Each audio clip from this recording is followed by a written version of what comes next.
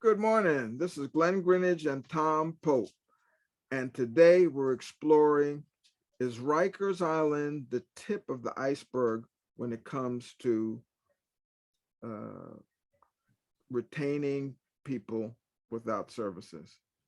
What are Uh, your thoughts? is it the tip of the iceberg of a real legal problem? Um, we have a problem that people in Rikers, in many cases, have not even had a trial. We've got the situation where maybe the legal system and the processing, putting people away, needs more help. Then we wouldn't have Rikers. One example from last week, a Victor Mercado, age 64, was waiting on trial, hadn't even had his trial yet, waiting since July. Now, Mercado actually had bad health. He succumbed to COVID.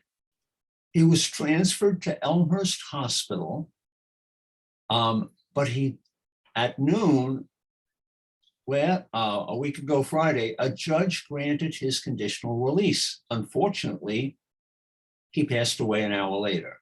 This is typical of many people being in the wrong place at the wrong time. How can we correct this?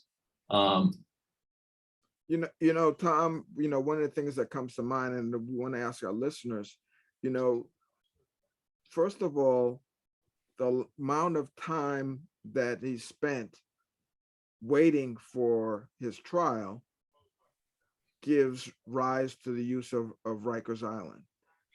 The other part that comes up and we question is the access to adequate legal aid. A lot of times these individuals, because they can't afford a lawyer, can't afford bail, can't afford a lawyer, get a public defender. And these public defendants don't have a whole lot of commitment to the outcome of these individuals. Well, that's one question. How can we help the public defender? The public defender, I'd like to paint a picture. The public defender actually has maybe 2 minutes to gather information in this pool of many people waiting to be processed. And in 2 minutes is expected to digest name, background, what happened, and then move on. What happens to the person who is on trial or about to be processed for trial? He ends up in Rikers because the public defender hasn't had adequate time to even deal with this. The PDs have a problem with an overload of work, millions of cases per PD over the year. What can we do to lessen that becomes the big question. So we want to hear your thoughts, replies, comments, concerns, and or solutions. What's another part of this? Well, the inability to pay, the economic handicap that people that don't have the means end up being in Rikers awaiting, and I've heard stories of years. Now there is a new law that's come into play, the no bail, but is that the right answer?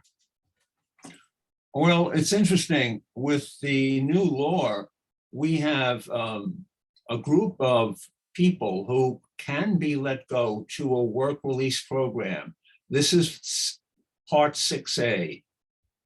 Now, studies have shown that these people do not return to crime more than other people. However, Mayor de Blasio has decided not to use this. The reason is he's afraid of public perception. Now, should this be a question based on PR rather than how do we provide justice? So we're asking you to respond to those questions and give us your comments. We'd love to hear from you. Tom, anything else? Well, the bail process, how can we guarantee that a person is not a flight risk without dealing with a bail situation? Can we create a better scenario where the person will return for the trial rather than simply putting him in Rikers? We've got to come up with a better solution than we've had for that. Absolutely.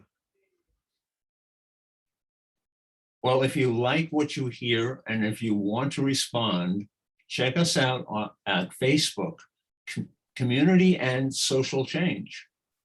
Thank you.